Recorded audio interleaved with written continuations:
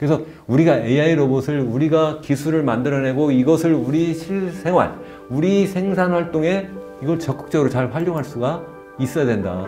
그런 상황이 돼야지만 우리가 세계를 우리가 리드할 수가 있다. 왜냐? 디지털 기술을 선도하는 국가가 세계를 제패할 수밖에 없기 때문에. 네, 안녕하세요. 이현은 교수의 경제포럼 여러분 다시 만나 뵙게 돼서 감사하고 또 반갑습니다. 제가 지난 주편회의에서 오늘도 우리나라의 국제 경쟁력이 지금 계속 지금 미끄럼 타고 막 추락하고 있다. 그래서 그 이유가 뭐냐? 그것을 지난 시간까지 말씀드렸어요. 현재 정말 심각한 상황이고 이유가 뭐냐 이렇게 말씀드렸고, 이번에는 그러면 어떻게 해야 되는지, 우리가 어떻게 살아남을 수 있는지 하는 문제를 말씀드리려고 합니다.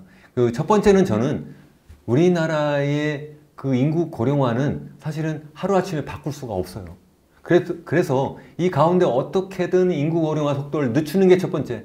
두 번째는 이 가운데서도 그래도 어떻게든 경제 활동을 할 수 있는 사람들을 많이 만들어야 되겠다 하는 것이 두 번째. 그게 하나가 있고요. 또 하나는 현재 우리 호모사피엔스 인류가 현재 만들어내고 있는 초거대 혁명, 이 디지털 혁명에 우리가 핵심 그러한 어떤 인재를 키우고 그러한 것을 하기 위한 투자, 그러한 것을 하기 위한 기업들을 육성해내야 되겠다 하는 말씀을 드리려고 합니다. 그래서 그러한 말씀을 지금 차례대로 드리려고 하고요. 제일 먼저 경제활동 인구를 늘려야 된다. 제가 제목을 잡았는데, 첫 번째는 뭐냐면 일단 출산율을 높일 수밖에 없다. 이렇게 계속 두면은 너무 빠르게 인구 고령화가 진행돼서 우리나라는 그야말로 답이 없다. 우리나라는 정말 인류 최초의 소위 얘기하는 인구 소멸 국가가 될 수도 있다. 정말 그렇게 생각을 합니다. 그리고 또 한 가지 문제가 뭐라고 했어요? 생산 가능 인구가 자꾸 줄어들고, 또 생산 가능 인구라고 해도 대부분 평균 연령이 자꾸 높아지니까 자꾸 사람들의 어떤 생산성이 떨어질 수밖에 없다, 이런 말씀드렸잖아요. 그래서 그걸 높이는 게 굉장히 중요하다. 또 두 번째는 뭐냐면 이제는 여성의 경제활동 참여도 더 늘려야 된다. 이거 뭐야? 출산율을 높여야 된다 하면서 여성들한테 경제활동 참여는 또 늘려야 돼? 그럼 또 떨어지는 거 아니야? 그렇지 않습니다. 선진국 같은 경우에는요, 이미 OECD 국가는 제가 1.5명 정도 된다고 했잖아요. 경제활동 참가율도 우리나라보다 월등히 높아요. 그러면 어떻게 해요? 어떻게 하느냐?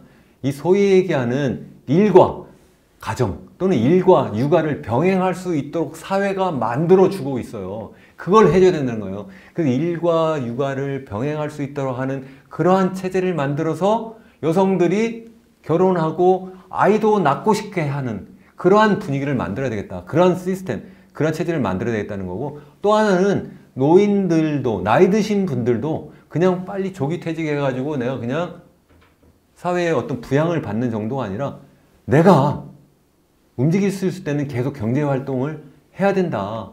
평생 고용하는 시스템, 평생 경제활동하는 시스템으로 바뀌게 된다.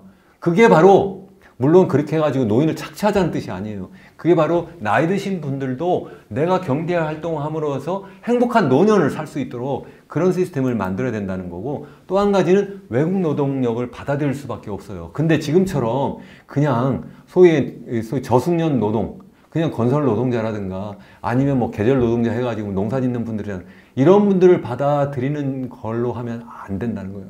미국을 한번 생각해 보세요. 미국은 어떻게 해요? 그런 노동자들의 어떤 유입은 가능하면 막으려고 그래요. 그럼 어떻게 해요?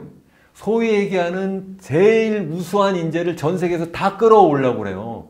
그래서 제일 우수한 인재는 아예 대학교를 그냥 MIT, 하버드, 스탠포드 좋은 대학들로 유학 오게 해서 거기에서 잘 가르쳐가지고 그 외국인들이 거기에 남도록 만드는 게 그게 핵심이에요. 또 뿐만 아니라 외국에서 공부한 사람들도 그런 우수한 인재는 우선적으로 취업 비자를 주고 우선적으로 거기에 영주권을 주고 우선적으로 거기에서 그 시민권 받아서 거기 살아남을 수 있도록 이렇게 한다는 거예요. 근데 우리는 지금 인구 고령화되니까 그래 외국인 받아야지. 그래서 저숙련 노동 그러한 분들을 받으면 안 된다. 어느 정도는 뭐 필요하겠지만 그게 전부가 아니다는 거고요. 또 한 가지는 어쩔 수 없이 인간 노동력을 소위 얘기하는 인공지능, 로봇을 활용할 수밖에 없기 때문에 이걸 적극적으로 생산에 활용하는 것도 물론 필요하다. 그렇게 하기 위해서는 디지털 혁명을 우리가 더 가속화해야 된다 하는 얘기입니다. 그럼 출산율을 어떻게 높여야 되는데 이 문제는 이미 제가 지난번 시리즈에서 말씀드렸어요. 제가 저출산 고령화 해가지고 제가 시리즈로 만들어서 한 4번에 걸쳐서 여러분들께 이미 방송으로 나갔습니다. 그것도 한번 여러분 봐주시면 정말 감사하겠어요.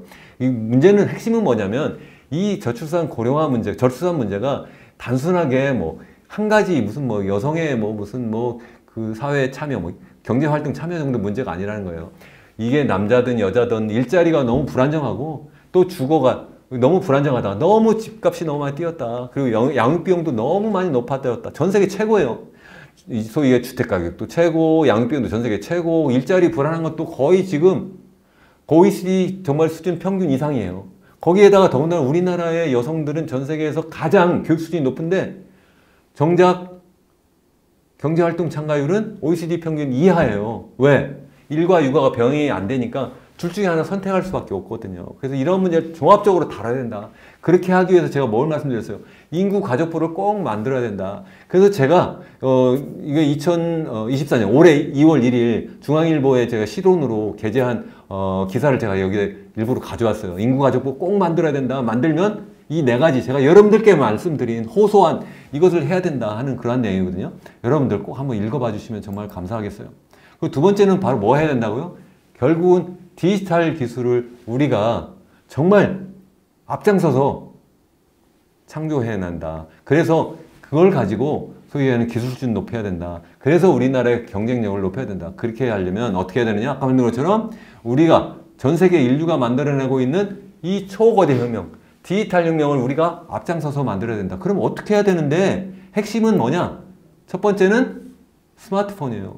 이 스마트폰이 사실 생각하면 여러분들 단순하게 그거 가지고 뭐 게임이나 하거나 쇼핑하거나 아니면 뭐 카톡이나 하거나 뭐 이 정도가 아니라 이게 처음 그 만들어낸 IBM 슈퍼컴퓨터에 비해서 100만 배 이상 성능이 뛰어나다. 뭐 이런 얘기도 할 정도고요. 뿐만 아니라 소위 얘기하는 나사가 소위 그 달나라에 보낼 때 사용한 슈퍼컴퓨터를 전부 다 합해도 합한 그 성능보다 현재 여러분들이 들고 계신 그 스마트폰 하나가 10만 배 이상 성능이 뛰어났다고 해요. 근데 이 스마트폰이 소위 5G, 초고속 인터넷으로 연결돼가지고 실시간으로 막 정보를 교환하잖아요. 이건 정말 우리가 정말 슈퍼 휴먼이 된 거예요. 이게 정말 핵심이라는 거고 또 하나는 뭐예요?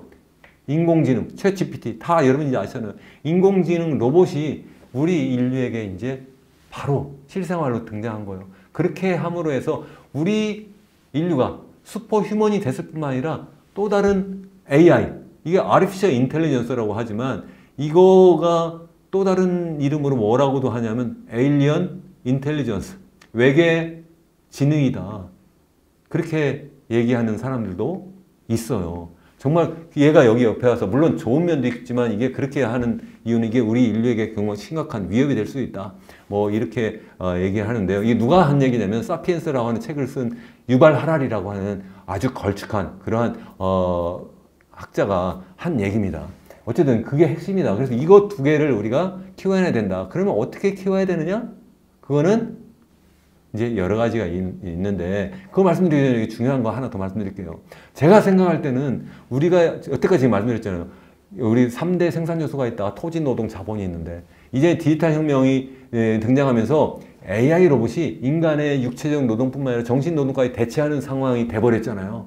그래서 이제 새로운 생산 요소다. 그만큼 중요하다는 거예요. 그래서 우리가 AI 로봇을 우리가 기술을 만들어내고 이것을 우리 실생활, 우리 생산 활동에 이걸 적극적으로 잘 활용할 수가 있어야 된다. 그런 상황이 돼야지만 우리가 세계를 우리가 리드할 수가 있다. 왜냐? 디지털 기술을 선도하는 국가가 세계를 제패할 수밖에 없기 때문에 우리가 산업사회에서는 산업혁명 이후에 산업사회는 어떤 나라가 국가를 제패했어요? 결국은 제조, 소위 산업이 발전한 나라가 세계를 제패했어요. 농업사회에서는 당연히 농업이 발전한 나라가 세계를 제패했죠. 이제는 디지털 사회니까 디지털 이 소위 기술을 선도하는 그러한 나라가 세계를 제패할 수밖에 없고 그래서 미국과 중국 간의 패권 경쟁이 다른 게 아니라 디지털 경쟁이다. 디지털 기술 경쟁이라는 거고. 그럼 디지털 기술의 핵심은 뭐냐? 반도체, 빅데이터 이런 거잖아요. 바로 그걸 가지고 지금 미국이 싸우잖아요. 그래서 아까 IRS 뭐 이런 말씀을 드렸는데 Inflation Reduction Act 소위 얘기하는 그러한 그 법을 만들어 가지고 미국이 미국 내로 전부 다 해외에 외국에 있는 그러한 모든 그 디지털 그러한 기술을 갖고 있는 기업들은 들어와서 생산해라. 그러면 내가 보조금 주겠다. 이러잖아요. 그리고 또 동시에 중국으로 가는 거는 막고 있잖아요. 그 이유가 바로 뭐예요? 이 반도체, 빅데이터 이런 것과 연계해서 미국과 중국 간에 태권 경쟁을 하기 때문에 그렇다는 거예요. 그래서 우리가 그것을 우리가 잊지 말고 그걸 잘 해야 된다. 그렇게 하기 위해서는 다시 또 ABC로 다시 돌아가는데 결국은 우리 교육혁명, 교육을 정말 제대로 해야 된다. 제가 지난 시간에 뭐라고 했습니까? 우리나라의 교육은 정말 산업사회 교육이다. 그 이유가 바로 뭐냐? 다른 게 아니라 우리나라의 학교를 생각하면 결국 뭐 교도소나 아니면 군대 막사하고 뭐가 다르냐. 높은 담장으로 둘러싸여 있고 그리고 시키는 대로 하는 것밖에 뭐가 있냐. 그 속에서 하루 종일 하는 게 뭐냐면 아침부터 밤늦게까지 그냥 거의 암기 위주로 해서 했던 거 또 하고 뭐 이런 식으로 해가지고 수능 성적 잘 보면 그럼 되잖아요. 시험 잘 보는 기계를 만드는 거 아닌가요? 재수생들이 왜 수능 성적을 더 잘 보죠? 그 시험 보는 요령을 잘 1년 동안 더 하기 때문에 그런 거 아닌가요? 학원에서 가르치는 게 뭐예요? 대부분 시험 보는 요령 가르치는 거 아닌가요? 솔직히 우리 까놓고 한번 얘기하자고요. 며칠 전에 제가 그런 신문 기사도 제가 보고 하는 말씀이에요. 그 여러분이 그렇게 동의 안 하시면 한번 제가 신문 기사도 제가 여러분께 링크를 걸어 드릴 수도 있어요. 그래서 그렇게 해가지고 대학을 갔어요. 대학 간 이유가 뭐라고요? 그냥 학벌, 졸업장 따려고 가는 거 아니냐고요. 내가 거기서 뭘 공부해가지고 내가 정말 이 사회를 바꾸는 그 무엇을 되겠다. 아니 그것은 아니래도 적어도 내가 적어도 경제활동을 제대로 해야 되겠다. 사회에 나가서. 그런 것이 아니잖아요.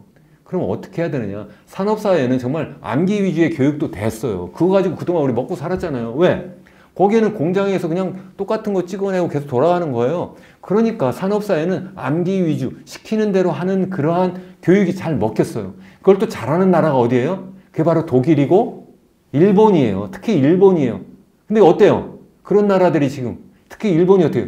그런 시키는 대로 잘하고 암기하고 이런 식으로 한 나라가 결국은 이제는 그 산업사회 한때는 그래서 우리나라를 앞섰지만 이제 디지털 사회로 전환되니까 뒤처지는 상황. 이로는 30년이 되고 있다. 최근에 지금 반짝하고 있는데 그게 디지털 기술이 뛰어나서가 아니에요. 나중에 그것도 제가 한번 정리해서 말씀드리겠습니다만. 그래서 이제는 어떻게 해야 되느냐. 아까 말씀드린 것처럼 이제는 전혀 다른 기술, 소위 얘기하는 산업사회에 있는 그런 기계를 만드는, 그래서 뭐 화석연료 사용해가지고 그래가지고 만드는 그러한 정도의 기술이 아니라 그야말로 뭐예요?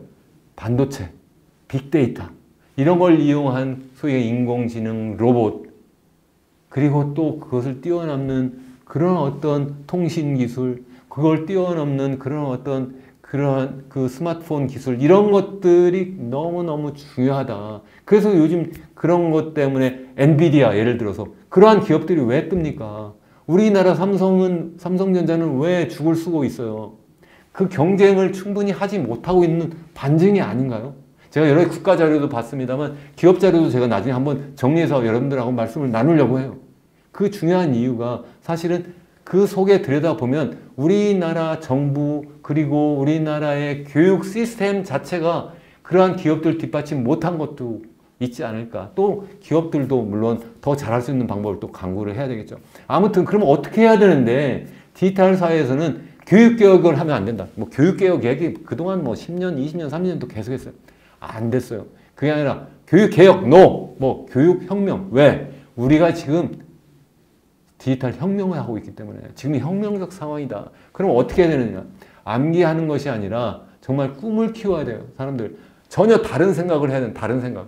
제가 저에 대한 소개도 했습니다만 저는 외국에서 공부도 했지만 외국에서 정말 한 10년 동안 제가 가르치고 또 국제기구에서 일도 하고 직원으로 그렇게 해봤어요. 거기서 항상 느끼는 게 뭐냐면 얘들은 암기하는 게 아니라 정말 남과 다른 거, 새로운 거 하는 거예요. 제가 갑자기 미국에서 박사하는 거니까 제가 갑자기 천재가 된 것 같아요. 제가 잘하는 게 그거더라고요. 암기하는 걸 너무 못해요, 한국에서. 근데 뭐 너무 지겨워했어요. 거기 가니까 뭘 중요시 하느냐? 남과 다른 거 가져와요, 남과 다른 거. 학자들이 논문 쓰는 게 다 남과 다른 거거든요. 그걸 어떻게 논리적으로 설명하느냐. 두 번째가 중요한 창의력이 첫 번째, 두 번째 논리력. 제일 중요한 게 창의력이다. 그러려면 어떻게 해야 돼요? 꿈을 키워야 된다. 꿈을. 두 번째는 뭐예요? 지혜를 키워야 된다. 예전에는 지식이면 돼서 지식. 지식이 뭐야? 암기하면 그래도 어느 정도 지식도 만들어질 수 있어요.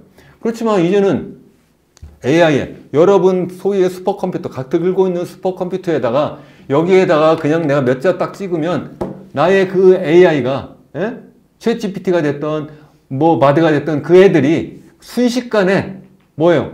엄청난 그러한 지식을 나한테 너무 잘 정리해줘요. 어쩌면 지혜까지도 내가 거기서 얻을 수 있는 그런 거예요. 그리고 그래서 우리는 지혜를 키우는 꿈과 지혜를 키우는 그러한 교육을 해야 된다. 어떻게 할 건데 나중에 그것도 여러분들과 한번 또 말씀드릴게요. 또 하나는 뭐냐면 우리가 디지털 사회로 가면서 너무 디지털 사회 소위 얘기하는 메타버스 디지털 공간에 가서 너무 오래 있는 거예요. 그러다 보면 정신이 피폐하고 육체가 이게 그야말로 피폐한 상황으로 갈 수도 있다. 그래서 정신건강, 육체 건강을 정말 제대로 키우는 것이 너무 중요하다. 근데 우리 어떻게 해요? 가다 놓고 그냥 하루 종일 뭐 해요? 그냥 암기 위주 교육시키고 밖에 나서 운동하는 아이들이 있나요? 없잖아요. 그냥 애들이 그냥 가둬놓는 거예요. 또 학교에서 이제 집으로 오면 또 부모님들이 뭐 하세요? 그냥 또 밀릴까봐 바로 그냥 학원으로 보내고 막 달달달달달 볶아요. 정말 이건 말 됩니까? 정말 명문 대학들일수록 명문 고등학교일수록 한번 해외 한번 보십시오. 뭘 가르치나요? 정말 꿈과 지혜를 가르치고 정신건강을 가르치고 운동을 엄청나게 시켜요. 그런 아이들이 사회에 나가고 대학을 가고 그런 아이들이 사회에 나가면 그 사회를 바꾸고 정말 뭔가 새로운 것을 창의하는 창조하는 그러한 인재가 된다는 거죠.